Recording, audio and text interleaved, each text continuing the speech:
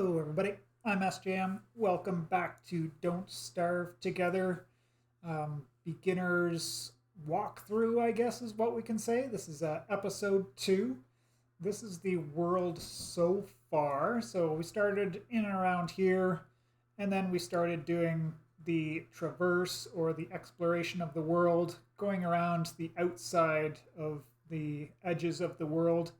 And I was going in this direction here, so had basically come around here, saw all these biomes, did all the stuffs and things. If you want more context, go check out episode number 1. It is quite lengthy and probably a bit long-winded if you know anything about Don't Starve Together, but if you're not, then hopefully you already went over all of the beginner tips and tricks that I dropped in that first episode. So at the end of the first episode, we ended up here building and putting down our science machine and prototyping our alchemy engine. And at that point, I said I was going to continue explore the whole world, and we'd come back and we'd talk about where we were going to settle down our base. I had completely forgotten about the challenge aspect of the game, and I didn't even get too much further before it sprung it on me, but a certain event is happening and I wanted to talk about it, so here we are, still in the exploration phase. But I got around here past this first desert where we had found a few tumbleweeds, came around here, another rocky biome here, and then this is the other kind of desert with, it's got a different kind of cactus in it. The differences here, and I don't know if they have officially different names, but this is the dragonfly desert with the round cactuses and the tumbleweeds, and this is the antlion desert with the standing different kind of cactus, and no tumbleweeds spawn in this desert up here, but we'll talk about the different deserts when we get to summer. But continued around here, and I got back through here. I was picking up a bunch of tumbleweeds, coming around here again, stocking up on sticks and cut grass, and I didn't find anything too special, but the hounds started baying. So what that is every few days in the constant, which is the name of the overworld here, you will get an event and we will get attacked. So notice that the first few days were somewhat peaceful. The only times that anything ever attacked us is when we either got too close to it or we attacked it first. This event, the hounds, changes that, and we will jump back into it here because they just started barking, and you can kind of hear it in the background, and I'm going to stop talking so that we can hear it.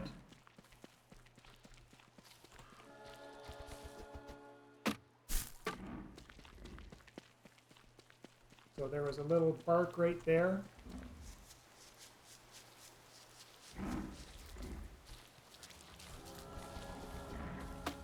Here it's starting to happen more frequently. And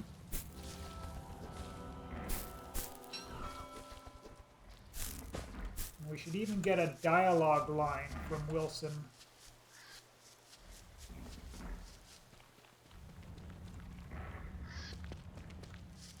I am going to equip the armor that I do have, just in case. I should be able to handle it as an experienced Don't Starver, but I didn't want to go into this swamp biome and fight the hounds at the same time, because that would be a pure recipe for disaster. So just going to stay in this little bit of grassland in the desert and wait for the hounds to come.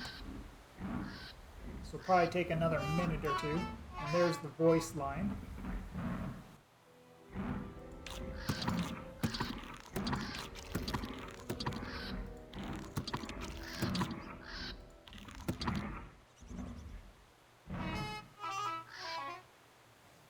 And here comes our hound. So once again, just a bait and punish style of combat there. Get close to the hound and let it attack, and then back away while it's doing its attack, then move in for your own attacks. So I found some random things that I don't really need on this exploration, but I've got the extra inventory space, so we're going to hold on to it for now. But yeah, I just wanted to get in and talk quickly about that event. Oh boy, boy, oh boy, oh boy, oh boy. That was really close. Those tentacles really are super dangerous. I don't need any more reeds because I've got the 8 that I need for my base setup, so I'm just going to avoid trying to pick any more for now, especially without any armor on. I could put my grass suit back on, but then I would be forced to drop my backpack, and I don't want to do that, especially now that we've got a few things in there. The one thing to note is that I do have over 1 stack of twigs at this point, and I do want to have about 50 or 60 twigs at the end of my initial exploration, if possible, because the initial base setup is a little bit intensive on the twigs. Oh, here's another one of these touchstone things, and now that I've got the extra inventory space, I am going to craft one of these hammers. So a hammer smashes all kinds of things. I'm not going to be hammering the touchstone itself, although we could, but I will be hammering down these things here, these pig heads, because we want some of the pig skins.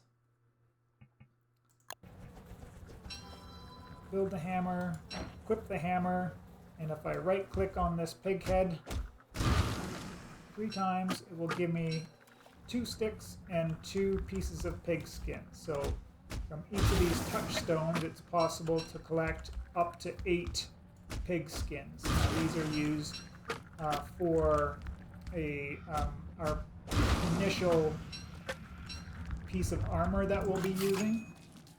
But we do need to prototype that first, and it does require the alchemy engine, so we're going to be waiting until we get down. So these little mermen, they don't attack you when you get close to them themselves, but if you get close to their shack, I think I mentioned that in the first episode, that they will attack us if we get too close to that.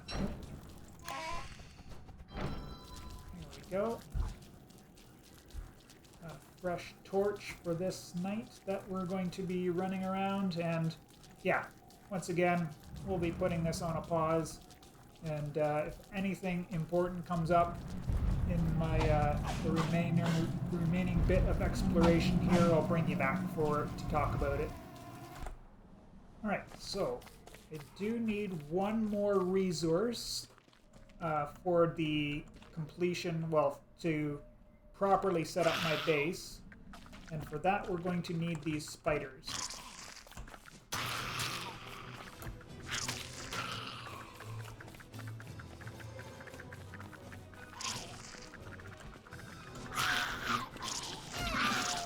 Yeah, I got hit by a spider because my axe broke.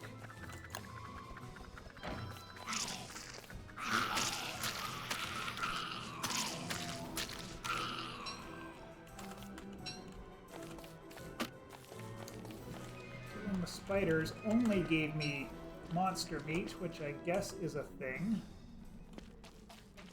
But what I really wanted is some silk, which we can get by breaking the spider den. So, and I do need to get 4 pieces of this, so we may have to kill 2 spider dens, but we should run across another while we're in this dark forest. Ah, there's one right here, so we can come on up here. And then do some more of the same. Let's just equip our armor. Now, we noticed last time when we attacked the spider and we were close to the spider den, it spawned more out of there to come to the aid of his friend. Like that. And then the last thing about the spiders is we can stun lock the spiders. So as long as we keep attacking, we don't actually have to back away.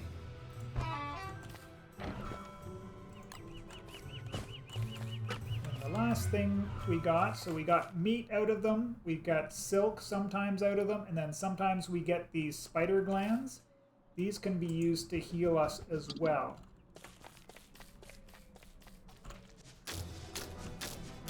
Because I needed 4, I still do need to break this spider den so that I've got 5 now, but needed at least 4 to finish getting what I needed. And it can't hurt to have more, but we can always get some more of that later. But we did end up getting 5 of this monster meat, which is a food, but we definitely don't want to eat it especially raw, but even if we cook it, it's still not a great thing to eat. Gigantic beehive is a talking point, but that's a giant, which we are not going to be tackling for a long time. But yeah, I will continue exploration. Right, I came back because we found another set piece. This is actually one of the rarest set pieces. Definitely in vanilla Don't Starve. This is, I think, tied for the rarest set piece, but they vary from world to world to world, so there's not a lot of point in talking about it too much, but I did just want to point that out, that I got a super rare spawn in my world, which is neat. You can also notice that I have taken a boatload of damage. During that last night, while I was wandering around with my torch was about to die, and a spider, I had just happened to walk right past a spider, so he aggroed onto me, and I tried equipping my axe to attack him, but you can't do anything at night at all if you don't have a light source. So because I didn't have any light source, I couldn't attack the spider. The spider was able to attack me freely.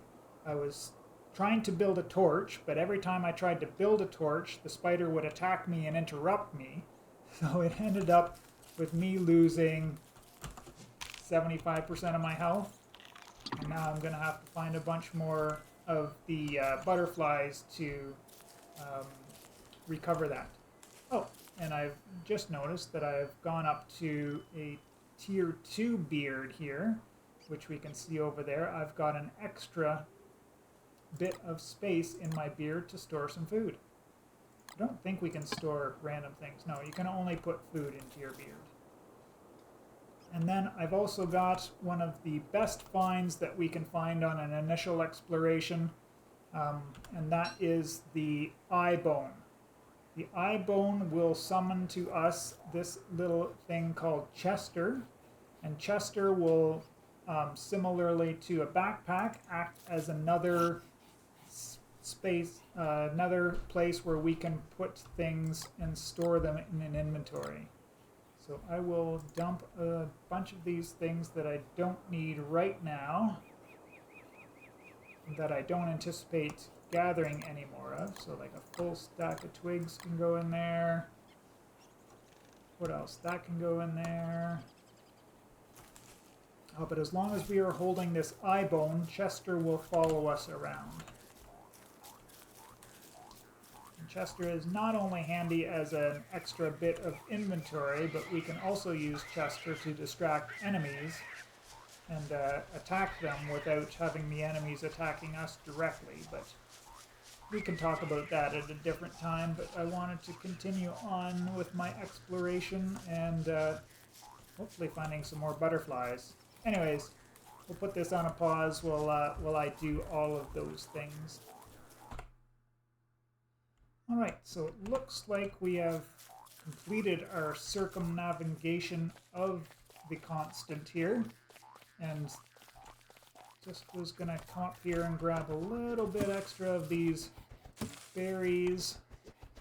This is always a wonderful thing to find here is these ponds with this little bit of mess here, tons of berry bushes around it, and usually a couple of carrots, but I think I picked those carrots in my first,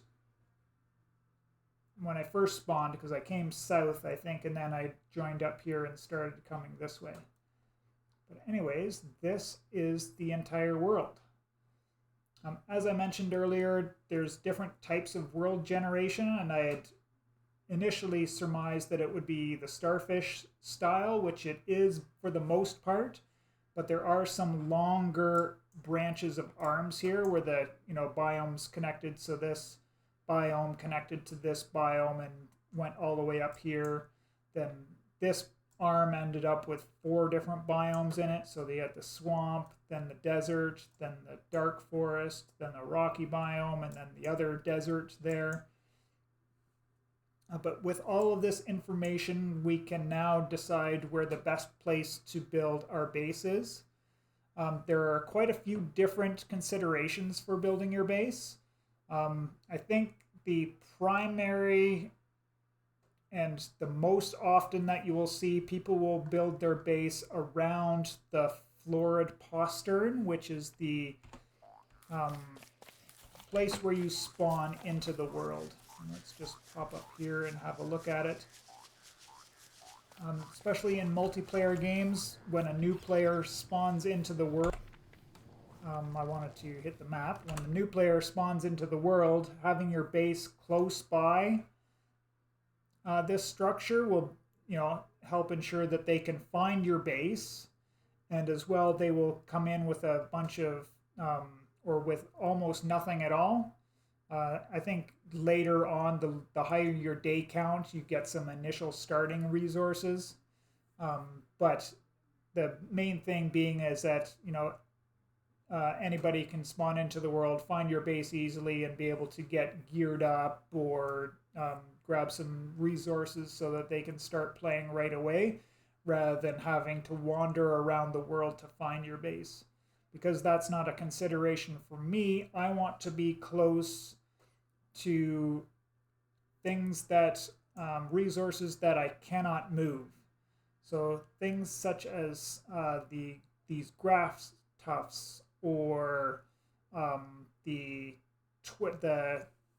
saplings or twiggy trees or regular trees, all those things can be moved and you can set them up close to where your base is, but some things can't be. For example, this interesting set piece, or something like the Pig King. You might want to set up base close by the Pig King so you can have access to the gold that he can give you, or the pigs that are around there, being close by those guys. There's also a Glommer statue in there somewhere that you might want to be close to for some reason, but you only need to get him once, so that's not a big consideration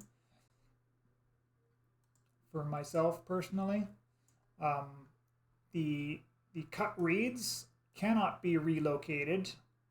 Well, they can in single player. I don't know if they changed that for DST, but I don't think so. But so maybe being close by the swamp would be a reason. You wouldn't want to base in the swamp unless you were a certain character.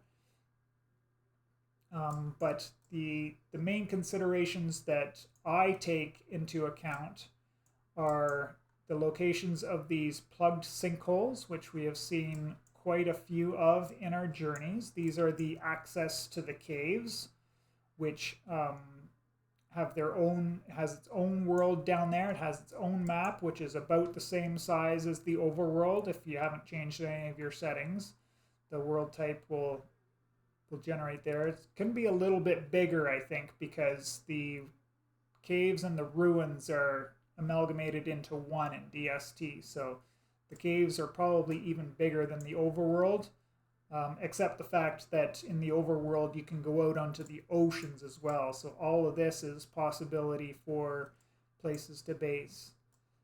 There could be something in the middle here. I don't know that much about DST world generation, but I think there's a lunar island that, it might be in the middle here, so maybe I would want to set up close to having access to the lunar island. I'm not 100% sure on that because I'm not super versed in DST itself, but the other thing, so aside from these plugged sinkholes, for me, is the wormholes. So wormholes on the map look like this, and what they do is they will connect to another wormhole somewhere in the world, and they generate in pairs, and if you go through one wormhole, you'll go straight to the other, and we'll demonstrate that here right away because we've got one close by. And so this is what they look like in the world. When you get close to them, they'll open up. They've got all these big teeth. Doesn't look too safe, but trust me, it is mostly safe, depending on where it lands me. So we'll pop out in a totally different part of the world here. So you can see, where did I start from? So we were close to this one, so we went into this wormhole and we came out of that wormhole here. This I would consider a useless wormhole. The time it takes to travel from here to here isn't going to be that long. So this is not that useful of a wormhole in all honesty. So probably not considering basing close to either of those. Because, you know, if say this one attached to somewhere up here in this desert, that's a long time to traverse that, and it would be worth the sanity cost. I forgot to mention that jumping in wormholes will cost you sanity each time that you do it. So that's why this is useless, because it's not worth the 15 sanity that it costs to jump into the wormhole and come out to the other side. So what am I thinking? I'm going to find out where this wormhole connects to, because I'm thinking this might be a good place to base for the number of reasons, and the fact that it's close to the middle, which gives us access to all the different biomes, right? So if I need to collect rocks, I've got a bunch of rocks in this biome over here, right? So if I need rocks, I could come to there because we can't move rocks closer to us. It's also got a cave entrance close by here. Probably multiple cave entrances, because there should be another one in this biome somewhere. So we might have multiple cave entrances close by if we stay here, if we base here. So yeah, let's first find out if where this wormhole connects to, and then we'll take it from there. So I'll bring you all back once we've explored that. I guess one other thing is if you see marks like this on the ground, and like for here, it looks like, you know, somebody destroyed a piece of rock and somebody destroyed a tree close by there. That's because there are meteor showers, and you don't want to put your base anywhere close to a place where meteor showers will happen. So if you see those marks on the ground close by your base, where you're thinking about putting a base, I would definitely rethink that, because that will be extremely detrimental, because every couple of days you're going to have these things falling from the sky, destroying everything they come in contact with. They leave behind some resources, yes, maybe, but that's definitely not worth the trade-off of it destroying your science machines or your fire pit or any of those things. Which way was I going again? I'm going back up here.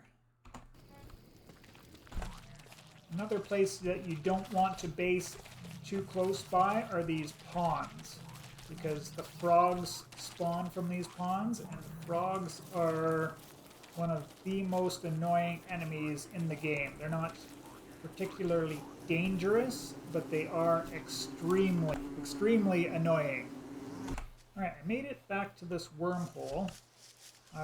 Another thing I do add some consideration to when I'm choosing a base location are these set pieces, because you can't pick up these harp statues and move them to where you want, like move them to your base. So sometimes it's neat to have something like this close by your base. Let's jump through this wormhole, find out where it takes us to. Oh, that's super dangerous. That is not a good wormhole at all either. Coming out in the middle of an area with a bunch of hound mounds. Chester made it out alive, it looks like. Chester, as I mentioned before, took the brunt of all of those attacks from us.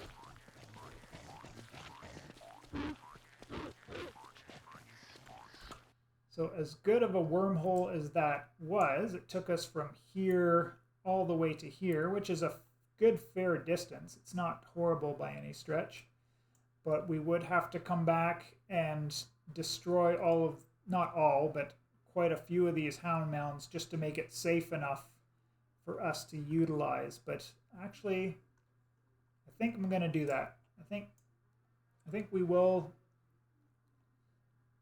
knuckle down and build our base there. It's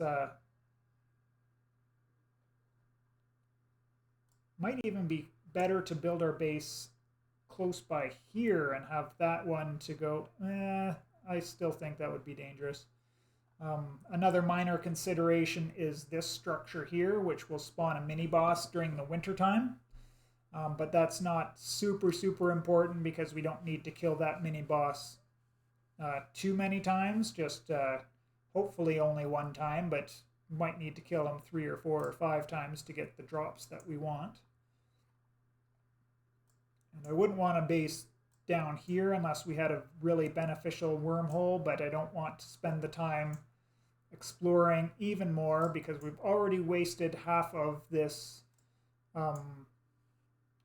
season, which is it's a gentle season. Not a lot of bad things happen in this season. It's not very challenging, and we want to get started building on our base. So I think instead of building it right close by here in this set piece, I think I will probably do it even a little bit up further, just a little bit in here.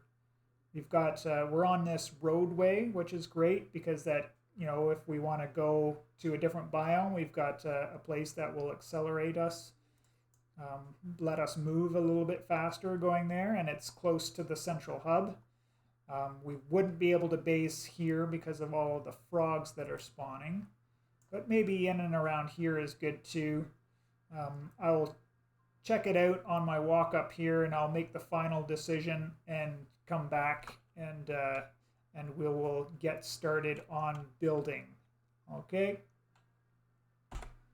All right. So I don't like this world necessarily. If it was a single player world, I would probably just restart because it's not really a perfect place to make a base.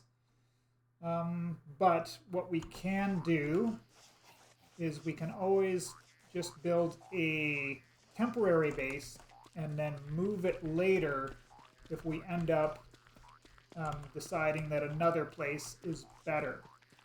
So I'm going to do it at this little crossroads here, because then I've got a roadway that will take me to Pig King for restocking on gold, and it gives me access to this great big berry patch here, and there's a few other berries in this general vicinity. Yes, we can move these resources, but at the very start it's better just to leave them where they are and move them later. This road, which, you know, continues all the way up and presumably goes all the way through this biome, and then obviously takes us back towards the main areas.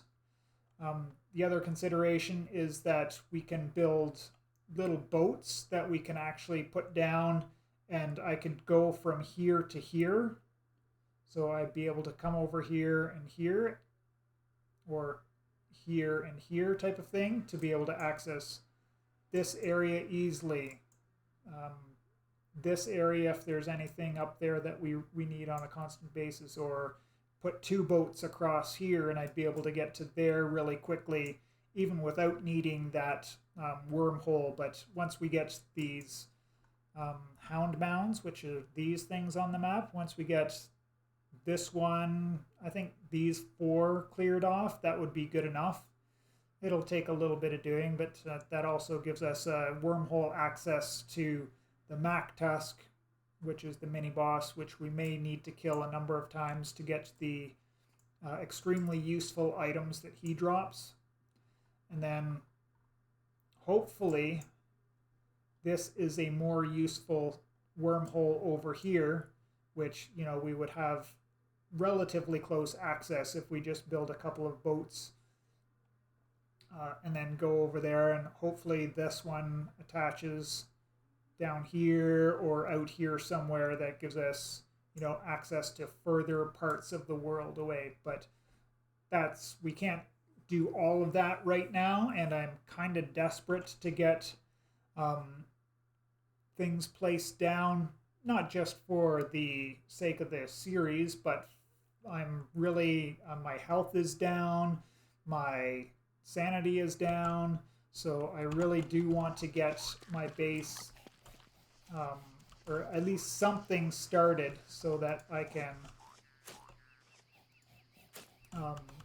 recover health, recover sanity, so on and so forth. Although I might not do the sanity right away, because we might be able to fight some of these shadow beasts as a tutorial and resource option as well. I'm going to plant a few little trees in there just to give us a place. We want to get a bunch of charcoal, but we'll start a forest fire over there soon enough. And we're almost into the nighttime, so let us go in here. Let us grab our alchemy engine and place this down. So remembering that if I wanted to recover all of my sanity right now, I could place down the alchemy engine and start prototyping a bunch of different items to recover that sanity. But I am going to leave it low and fight some shadow monsters for the next episode, so that we've got access to the resource that they drop, and we can just, you know, talk about it a little bit as well. And as well,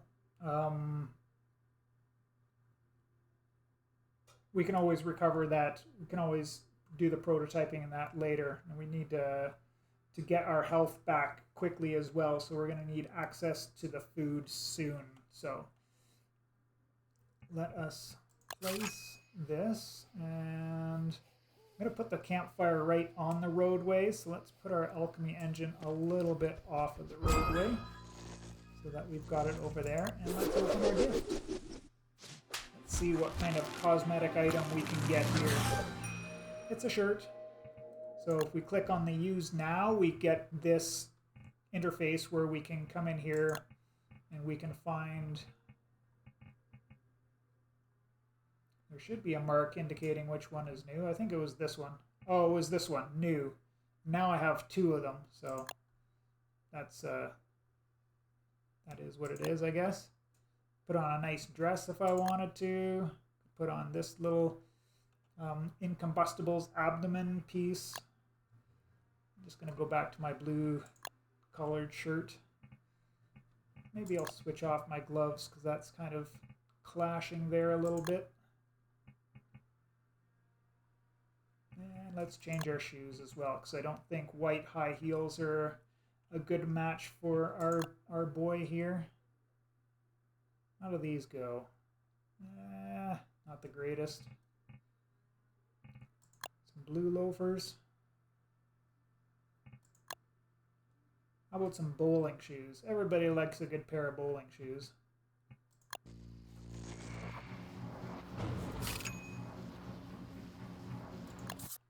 And 1, 2, 3, 4, 5. I've already spent 6 insight points, so I don't want to spend too many more here, because that would be unrealistic for what a new player would have access to. But like I said before, this extra storage one I really like. The extra insulation one I really like, especially when we're coming into winter here in the next 10 days or so. And then this one here is really good as well for making our food go a little bit further. And we'll talk about that once we start getting crock pots up and cooking our foods. So that's taking some of these raw foods and getting more out of them, so to speak. So let's place down our fire pit as well.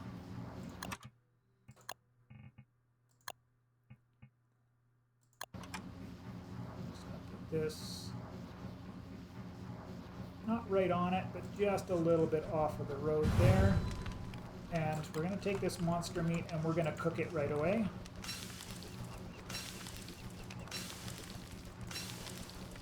Because cooked meat lasts longer than the raw meat. And in addition, we gain a little bit of freshness back. We've got this hand trying to steal our light. So if we just chase it off, it won't put our fire out on us. The next thing we want to do, I just wanted to wait a few minutes for those first few saplings that I planted down. They have to grow up to the first stage before we'll get charcoal out of them. Probably don't need it, but it's good to... let's go do it anyways. Come on up here to this little stand of trees and light this on fire. It will provide us light for the night, which is neat. We can see that this is smoldering now, so now this has caught fire. And this fire will spread throughout all of this little grove here, and then at the end I will have access to the burnt up trees, which will drop charcoal. We started overheating, so don't stand too close to the fires. While that forest fire burns on, I'm going to come over to this little set piece because we've got evil flowers over here. So we're at 53 there. If I pick an evil flower, it brings me down 5. But the other thing is if I just stand close to it, it's going to drain my sanity as well. So I want to drop my sanity down until this weird looking shadow monster thing here starts materializing. And that's once he does, then we'll be able to fight him and get a resource out of him. I guess the other thing that I would probably want is to grab this rope and just make one more thing on my list here, which is a proper weapon. So up until now we've been fighting with the axe, which is fine in a pinch and arguably better, but the spear is a better weapon generally, so I want to be using this for doing the fighting that I'll be doing here quite shortly.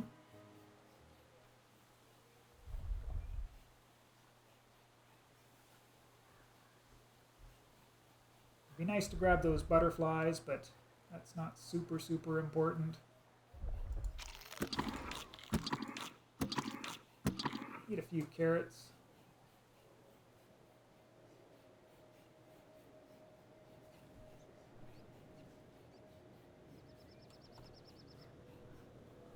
And yeah, that's going to take a few more minutes. So let's go on up here. This forest fire should be almost finished now. And when the evening hits, then we'll lose the rest of our sanity there.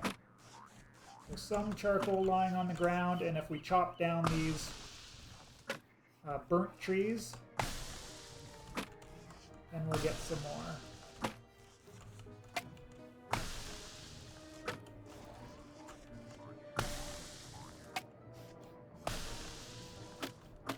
Oh, that's Perfect, so we're guaranteed to have 12.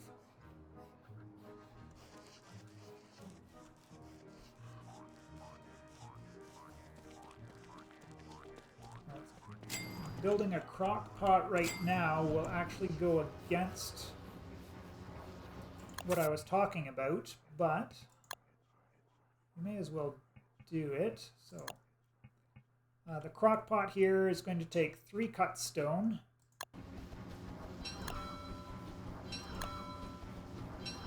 6 charcoal, and 6 sticks. And so if I prototype that, I will gain some of my sanity back, but I do need to put it up here. Did need my fire because I forgot to cook up some of these birch nuts. Do 6 for now. And in the crock pot, I'm going to combine 2 of the roasted birch nuts and 2 berries.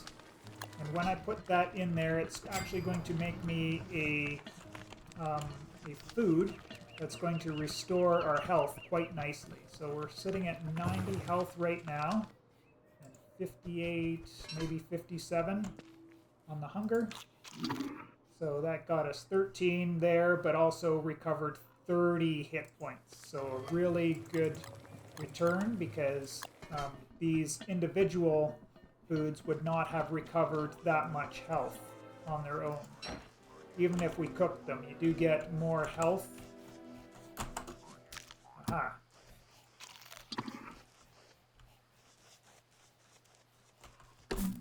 For cooking berries, but for now let's just drive this down and I'll bring you back when I'm fully insane enough to fight these shadow monsters.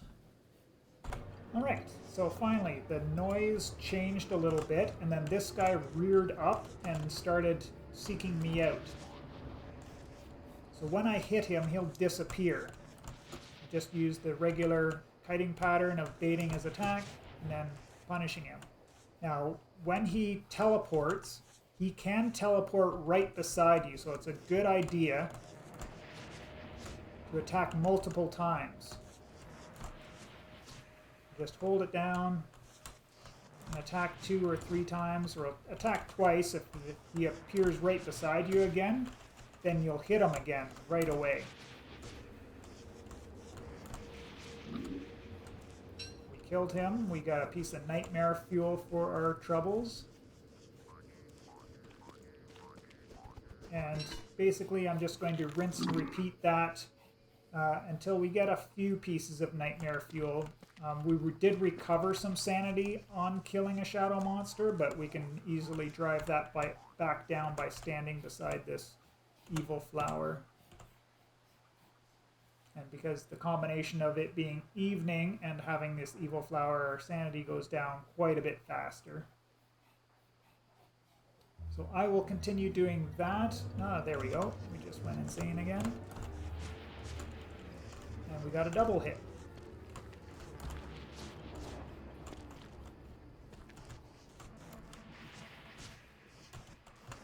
It is possible to get like triple hits, quadruple hits if you're extremely lucky. Oh, and it just happened to be day 11, which is a full moon. I did want to run up here.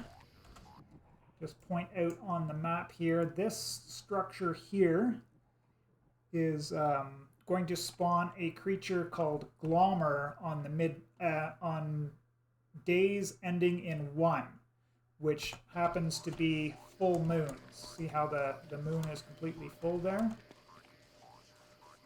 I do just need to be careful that I don't get close to any pig houses because the pigs turn into were-pigs on full moons as well. And you can see, because it's a full moon, it's light enough out for me to see, so I don't need a light source either. If I just come on up here, we can see Glommer is hanging out beside his flower. So if we pick up the flower, actually we'll pick this up too. Now he'll follow us. We don't have to worry about attacking Glommer.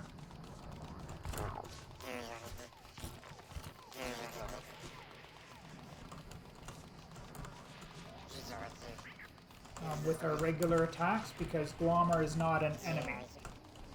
We can force attack Glommer.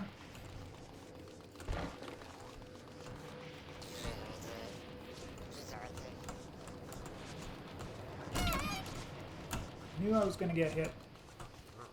Which is why I put on the grass suit.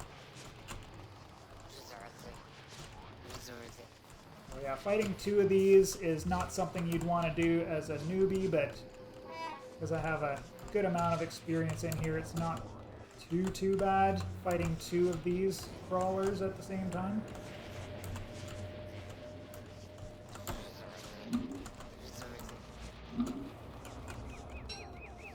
Up to 4 now. I need 5, I think, to get to where I want to be, so I won't recover my sanity just yet, but I will head back there so I have access to my evil flower and my base, be closer to my base. Actually, I totally forgot to pick up my backpack. Thankfully, the backpack sticks out. Doesn't stick out so well on the minimap, but and the flower was inside the backpack, so Glommer stayed close by where that was. But the reason why we want to have Glommer, and it's like relocating a resource. If I get close to Glommer, we can see our sanity is going to start going up again. So he provides a little bit of a sanity boost. So if we put him beside our campfire when we're hanging out at night beside our fire pit, we can actually mitigate some of the sanity loss, which we don't want to do right now, but typically you would want to. But anyways, yeah, I'm going to wrap this episode up here. We've been 45 minutes, so this is probably a good place to square it away. I'm going to get a little bit more nightmare fuel, and then we'll come back for the next episode and set up the rest of our initial base here. Right, anyways, I hope you all enjoyed this episode. I appreciate you for checking it out, and we will see you in the next one.